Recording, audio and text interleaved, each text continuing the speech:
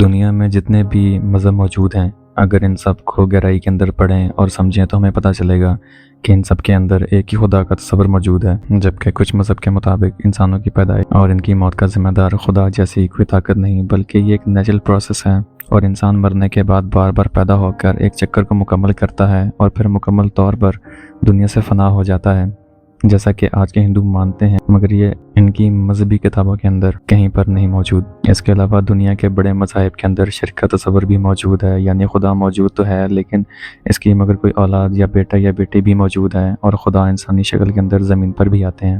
مگر اسلام ایک ایسا مذہب ہے جس کے اندر ایک خدا یعنی اللہ یعنی سب سے طاقتور ذات کا تصور موجود ہے کہ اس ایک اللہ کے سوا کوئی دوسرا موجود نہیں ہے اور دنیا اور کائنات کا نظام سب اس کے ماتحت ہے۔ لیکن ان سب خدائی تصورات کو صحیح تصور کون سا ہے اس کو جاننے کے لیے زمانے کی مناسبت سے اس تصور کو ناپا جاتا ہے۔ مثال کے طور پر موسیٰ علیہ السلام کے دور کے اندر جادوگری کا علم عروج پر تھا تو اللہ نے موسیٰ علیہ السلام کو معجزات عطا کیے جن کے سامنے یہ جادو بے اثر ہو گیا اور جادوگر یہ سمجھ گئے کہ یہ جادو نہیں، یعنی کہ نظر کا دھوکہ نہیں بلکہ ایک معجزہ ہے، یہ حقیقت ہے اور اسے جان کر ہی مان لے آئے۔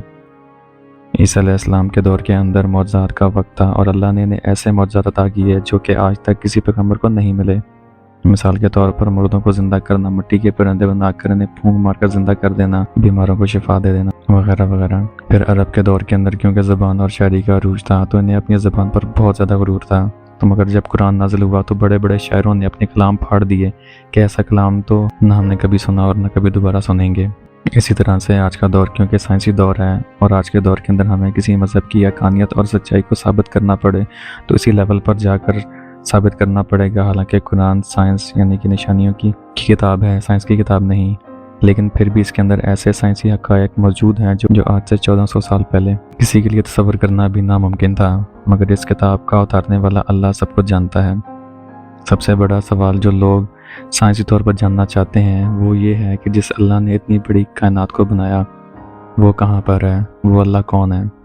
جیسا کہ قرآن میں لکھا ہے کہ وہ اللہ اپنے عرش پر ہے، تو وہ عرش کیسا ہے؟ کیا وہ اللہ بھی انسانوں کی طرح کوئی جسامت رکھتا ہے؟ یہ کائنات اس نے کیسے بنائی؟ اس سے ملتے جلتے سوال ہم آج کی ویڈیو میں جاننے کی کوشش کریں گے۔ اللہ تعالیٰ قرآن کریم کے اندر فرماتا ہے کہ اسی اللہ نے اس کائنات کو بنایا اور وہی اس کے نظام کو چلا رہا ہے، اور اس کے ساتھ ساتھ اللہ تعالیٰ کے یعنی خوبیوں کا ذکر کیا گیا، جیسے کہ وہ رحمان رحیم، سب کا مالک، ہر بات کا جاننے والا، خالق، موت دینے والا اور انسان کی تقدیر کا مالک ہے وغیرہ وغیرہ۔ قرآن و حدیث میں کہیں بھی اللہ کے فزیکل وجود کا کہیں پہ کوئی ذکر موجود نہیں ہے، بس اتنا بتایا گیا ہے کہ وہ اپنے عرش پر موجود ہے، اور یہ عرش کیسا ہے اس کے بارے میں بھی کچھ موجود نہیں۔ اور اس کی وجہ یہ سمجھ میں آتی ہے کہ انسان کیونکہ پیدا ہونے سے لے کر مرنے تک کریشن کا ایک پروسیس دیکھ کر بڑا ہوتا ہے، اس لیے اس کے دماغ کے لیے سمجھنا مشکل ہے کہ ایک ذات ایسی بھی ہے جو کہ کبھی پیدا نہیں ہوئی اور نہ کبھی اسے موت آنی ہے، نہ اس کی کوئی اولاد ہے، نہ اس کا کوئی جنس، اور نہ ہی اس پر وقت کا کوئی اثر ہوتا ہے۔ اس لیے حدیث مبارکہ کے اندر اس کے بارے میں سوچنے سے بھی منع کیا گیا ہے، کیونکہ شیطان انسانوں کو اس ایک سوال سے ورغلاتا ہے کہ اگر ہر چیز کو اللہ نے پیدا کیا تو اللہ کو کس نے پیدا کیا؟ اس لیے اس وقت اللہ سے پناہ مانگنی چاہیے تھی شیطان کے شر سے۔ اور دوسری بات، اگر یہ مان لیا جائے کہ اللہ کی ذات پیدا ہوئی ہے تو سوال کھڑا ہو جائے گا کہ جس نے اللہ کو پیدا کیا اس کو کس نے پیدا کیا، اور اللہ کے پیدا کرنے والے کو کس نے پیدا کیا؟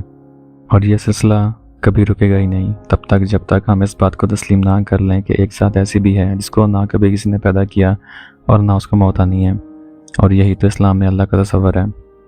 اب ذرا اسی تصور کو سائنس سے ثابت کرنے کی کوشش کرتے ہیں۔ سائنسدانوں کے مطابق ہماری کائنات جس کی شروعات ایک بڑے دھماکے یعنی بگ بینگ سے ہوئی، یہ صرف کائنات کی شروعات نہیں تھی بلکہ اس سے اسپیس اینڈ ٹائم یعنی وقت کا تصور بھی شروع ہوا۔ اس بگ بینگ سے پہلے ٹائم جیسی کوئی چیز موجود ہی نہیں تھی، یعنی بگ بینگ سے پہلے اگر آپ موجود ہوتے تو نہ تو آپ پیدا ہو کر بوڑھے ہوتے اور نہ ہی آپ کو موت آتی، ہر چیز پر آپ کی نظر ہوتی، یا ان شارٹ آپ پر ٹائم کا کوئی اثر ہی نہ ہوتا۔ ایک لمحے کے لیے اس منظر کو تصور کرنے کی کوشش کریں، یقیناً آپ کے دماغ کے لیے یہ سوچنا ناممکن ہو گیا ہوگا کہ وہ کام نہیں کر رہا ہوگا، اس لیے کیونکہ آپ نے پوری عمر وقت کا مشاہدہ کیا ہے، اچانک آپ سے یہ کہہ دیا جائے کہ وقت کا تصور موجود ہی نہیں ہے تو آپ کا دماغ بلینک ہو جائے گا، رسپونڈ نہیں کرے گا۔ اور بالکل یہی وجہ ہے کہ انسانوں کو اللہ تعالیٰ کے وجود کے بارے میں سوچنے سے منع کیا گیا ہے، کیونکہ یہ انسانوں کی عقل اور سوچ سے باہر کا تصور ہے جسے وہ تصور کر ہی نہیں سکتے، اور اللہ کا عرش کیونکہ اس کائنات سے باہر ہے لہٰذا اس کو اس دنیا کے قانون کے مطابق جانچنا بے وقوفی نہیں تو اور کیا ہے۔ اس کے علاوہ یہ سوال بھی بے معنی ہو جاتا ہے کہ اللہ کی ذات کب سے موجود ہے، یا بگ بینگ سے پہلے وہ کیا کر رہا تھا؟ اللہ کی ذات اس بات پر پابند نہیں ہے کہ انسانوں کو جواب دے سکے کہ وہ اس سے پہلے یا بعد میں کیا کر رہا تھا یا کیا کر رہا ہے۔ یہ اس کی ڈیوٹی نہیں ہے بلکہ انسانوں کی ذمہ داری ہے ایسا کرنے کی، کیونکہ مخلوق کا خالق کسی کو جواب دہ نہیں ہوتا۔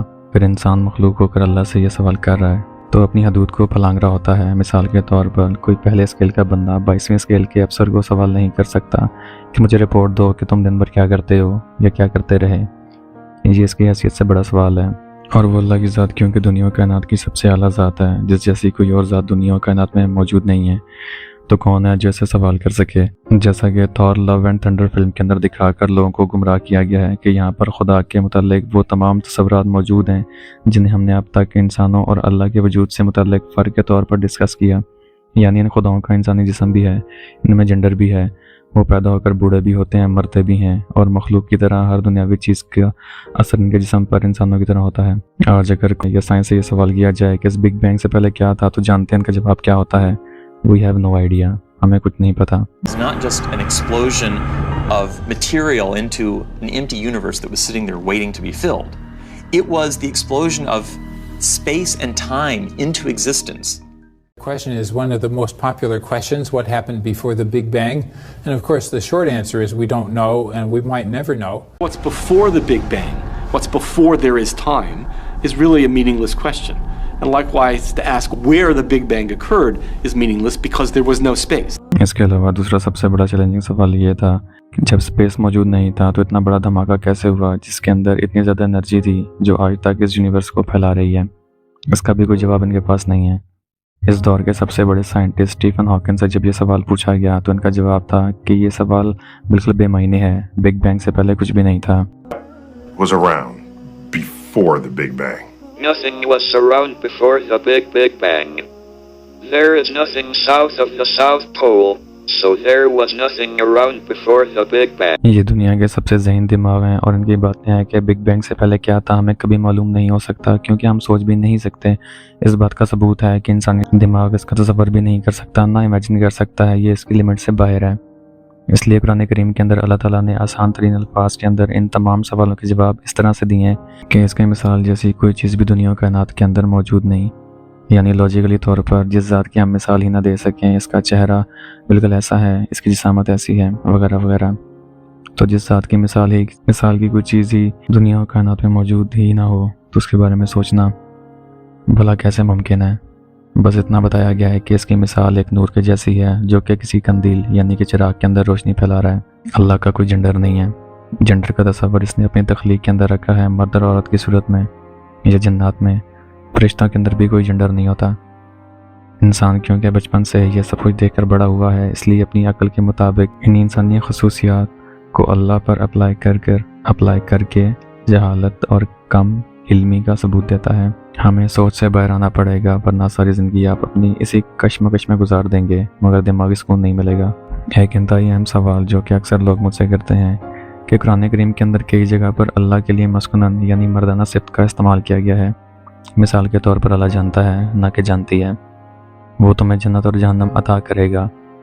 تو جان لیں کہ یہ عربی لٹریچر کے الفاظ ہیں جہاں پر اگر کسی شخص یا ذات کا جنڈر معلوم نہ ہو تو اسے آٹومیٹکلی مسکنن فارم میں لکھا اور پڑھا جاتا ہے۔ بالکل یہی کیس اردو، فارسی اور ہندی زبان کے اندر بھی ہے۔ مثال کے طور پر زمین، اس کے بارے میں کہا جاتا ہے کہ زمین بہت بڑی ہے یا زمین بہت بڑا ہے، دونوں باتیں ٹھیک ہیں کیونکہ زمین کا کوئی جنڈر نہیں ہے۔ آپ کو یہ ویڈیو پسند آیا یا پھر ویڈیو پسند آئی، دونوں الفاظ میں کوئی حرج نہیں کیونکہ ویڈیو کا بھی کوئی جنڈر نہیں ہے۔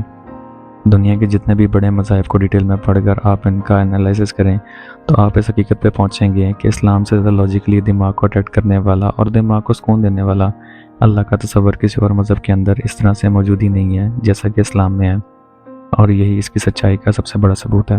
اللہ تعالیٰ ہمیں سمجھنے کی اور نیک عمل کرنے کی توفیق عطا فرمائے، آمین۔